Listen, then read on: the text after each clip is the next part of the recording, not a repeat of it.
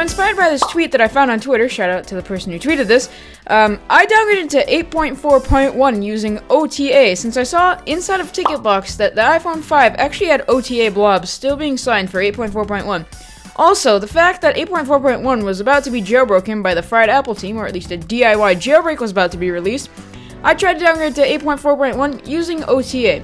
So, the process is pretty simple, and I'll explain the whole process today, and I'll show you how to do it if you guys want to do it. But keep in mind, you need some SSH blobs or the right iOS version that is jailbroken in order to do this. So I started by having my device on iOS 10, and from there I restored to 9.3.4 using the re-restore method and my proper SSH blobs. Now, I made a video on this 2 days ago, so go check that video out if you actually want to know how this process works exactly. I'll have a card right up here right now, so you can go click on it and go check out the video. But anyway, after I was done with doing that, what I had to do is I was stuck on 9.3.4 since I downgraded from iOS 10 with my SSH blobs, so then I had to re-jailbreak it with a semi-tethered jailbreak.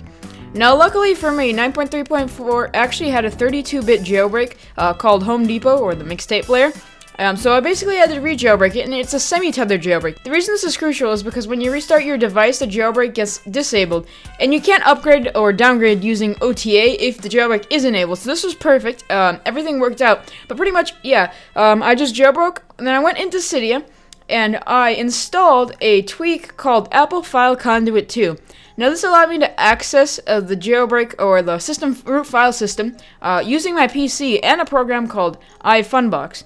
So I installed that, and I made sure to have airplane mode on whenever I could, just to prevent the new fresh restore for fetching any updates. So then next thing I did is I fired up iFunbox, and I tried to modify the system version.plist file. Now, this basically contains, when you go into, for example, settings, general, and about, it shows your system version and the build, the iOS you're running.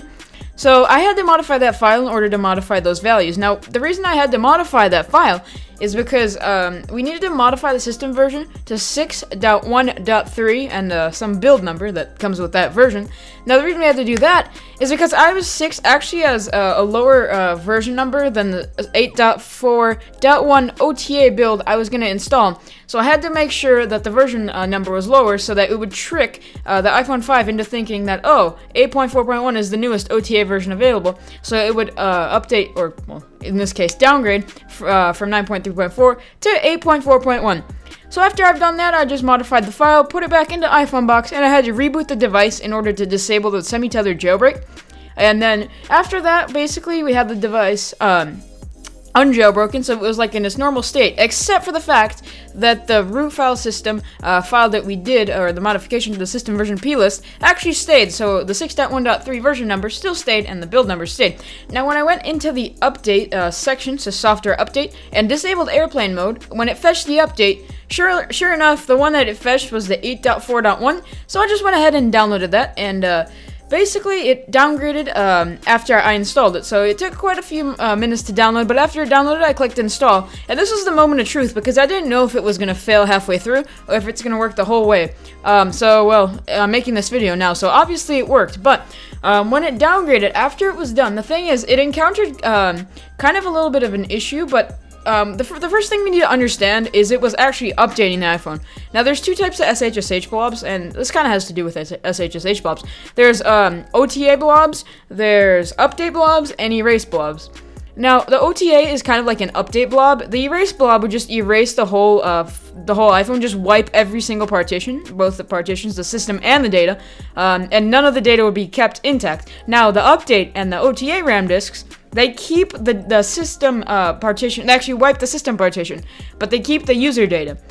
Basically, what this did is it wiped the system, replaced the system, or I should say it kind of downgraded the system, but at the same time it kind of upgraded the system, which is a little bit weird, but pretty much, yeah, I had to activate it using iTunes after it actually finished the restore process successfully.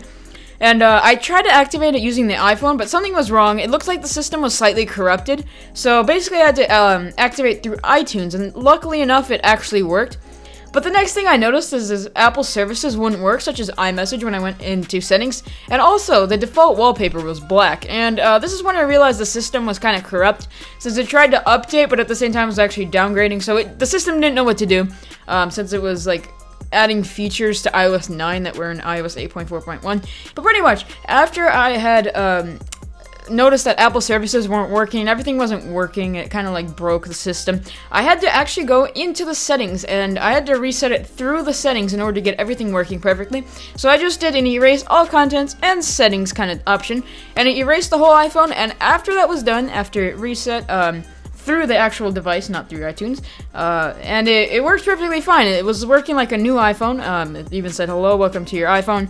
None of that update stuff, and it was on 8.4.1, and it's still running 8.4.1 to this day. So yeah, I'm just waiting for a jailbreak that's going to be released for 8.4.1 in order so I can jailbreak it, and I want to dual boot iOS 6.0 on it as well.